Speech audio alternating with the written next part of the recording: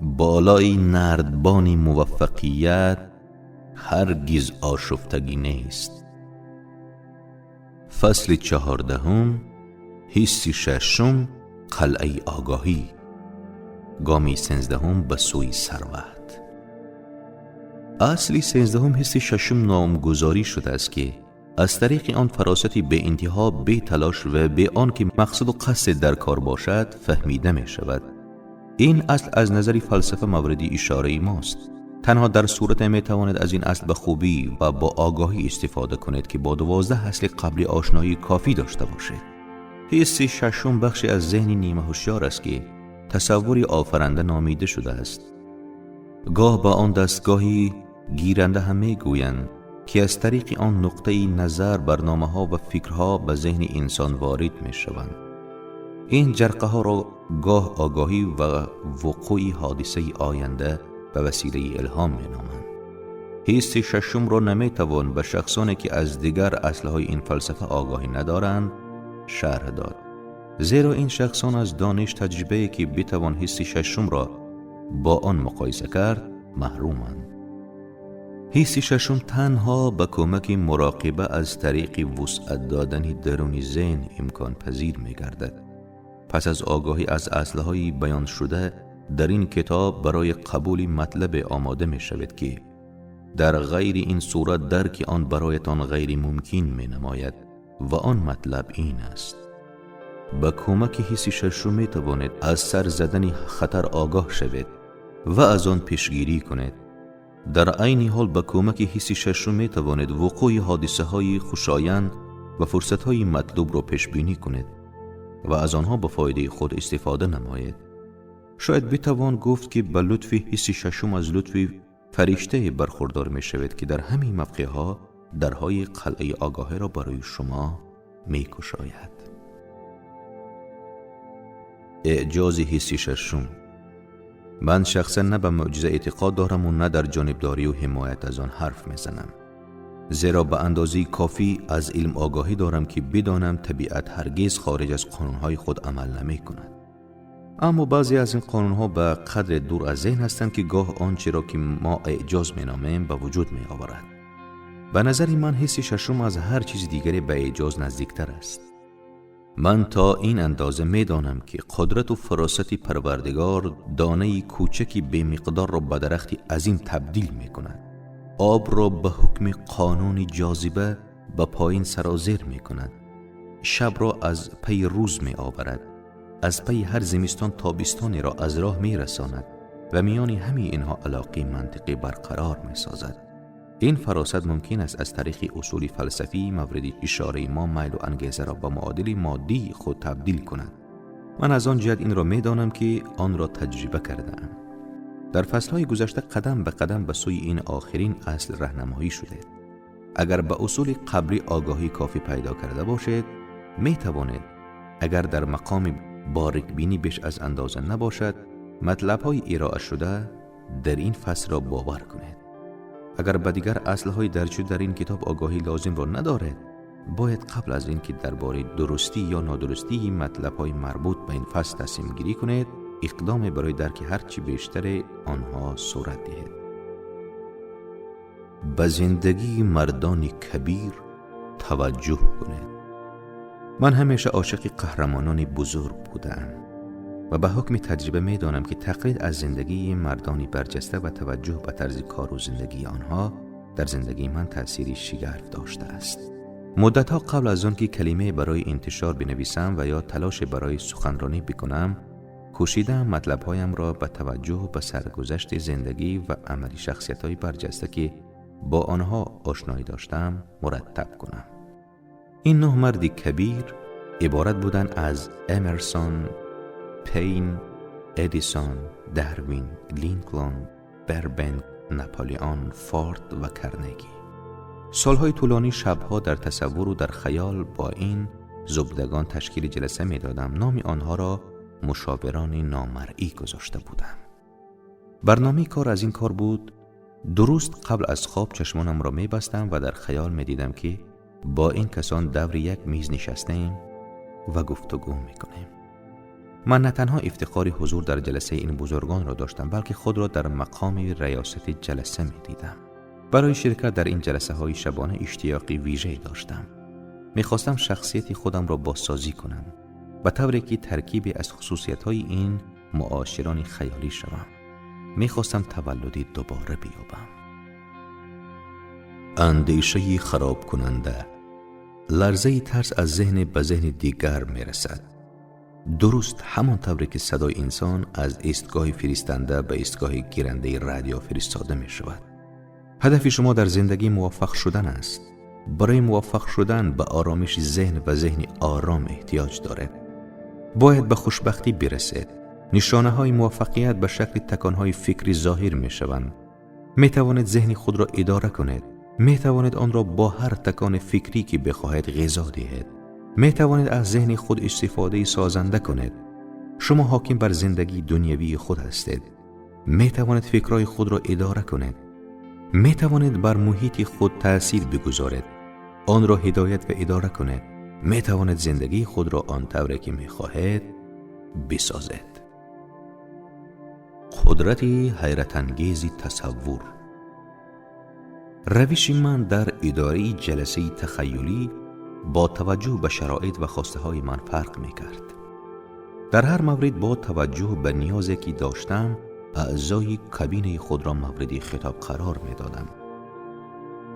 سابقه زندگی آنها را با صبر و حوصله بررسی می کردم. پس از چند ماه از صورت خارجی گرفتن بسیاری از خواسته هایم حیرت کردم. هر یک از 9 شخصیتی برجسته با خصوصیت های خود در خیالم ظاهر شدند. مثلا لینکلن همیشه دیر به سر جلسه می آمد و چون از راه می رسید در اطراف اتاق قدم می زد. بیشتر وقت تبسمی بر چهره نداشت، اکثرا جدی و با عزم و اراده بود. این مطلب در مورد دیگران درست نمی آمد. بربنک و پین بازگویی می کردن، آنگونه که گاه دیگر اعضای کابینه در حیرت می شدن. در یکی از این جلسه ها بربنک دیر کرد و چون از راه رسید با هیجان گفت که سرگرم مطالعه روشی بوده که با کمک آن می توان از هر درخت میوه سیب برچید. داروین به گفته او خندید و به پین گفت که وقتی برای جمع‌آوری سیب‌ها به جنگل می رود از مارهای بزرگ احتیاط کند. امرسون گفت اگر مار نباشد سیب در کار نیست و ناپلیون اضافه کرد به سیب هم حکومت وجود ندارد. این جلسه ها به قدر واقع بینانه شدند که از نتیجه های آن خواطر شدم و چند ماه از تجسم این جلسه ها خودداری نمودم. به این حقیقت توجه نداشتم که این جلسه ها و مسئله های در آنها محاکمه شونده تماما ساخته و پرداخته تخیلی من هستند. این نخستین بار است که این ماجرا را برای کسی تعریف می کنم. می ترسیدم که اگر موضوع را با کسی مطرح کنم مورد تمسخر آنها واقع شوم. ممکن است به مقصد من دقت نکنند، اما حالا در قالب جمله های این کتاب موضوع را با شما در میان می گذارم، زیرا حالا در مقایسه با گذشته در این باره دیگران چی می گویند و چه حرف می زنند کمتر اهمیت می دهم. استفاده از منبع الهام. جای در ساختار حجیره مغز اندامی هست که لرزه های فکرهایی را که از آینده خبر می دهد دریافت می کند. تا کنون علم به محل دقیق این اندام حسی ششم پی نبرده است. اما این هرگز مهم نیست. مهم این است که انسان از طریق حسی پنجگانه اطلاعات را دریافت می کند. این علم و آگاهی اکثراً زمان دریافت می شود که ذهن تحت تأثیر انگیزه ها و تحریک های فوق‌العاده و غیر معمولی است.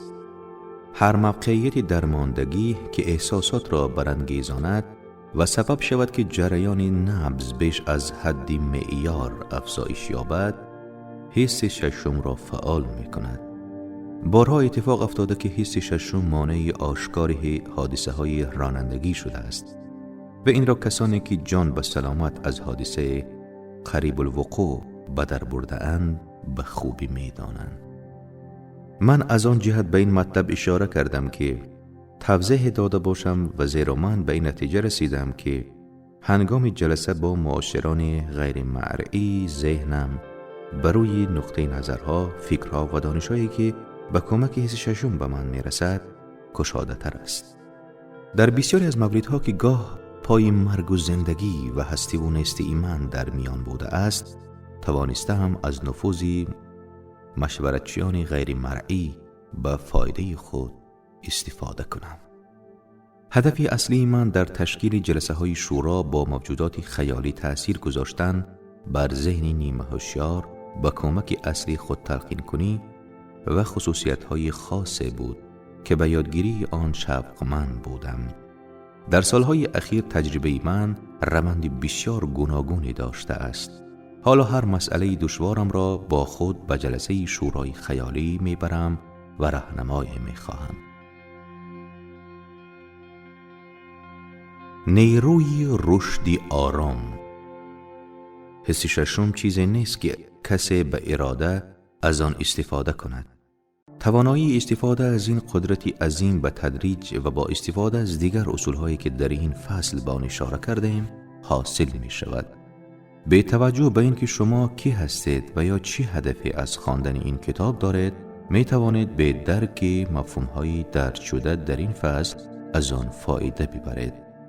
به ویژه اگر هدف شما کسب درآمد و دیگر امتیازهای مادی باشد، می توانید از موضوعی پیشنهاد شده در کتاب استفاده کنید.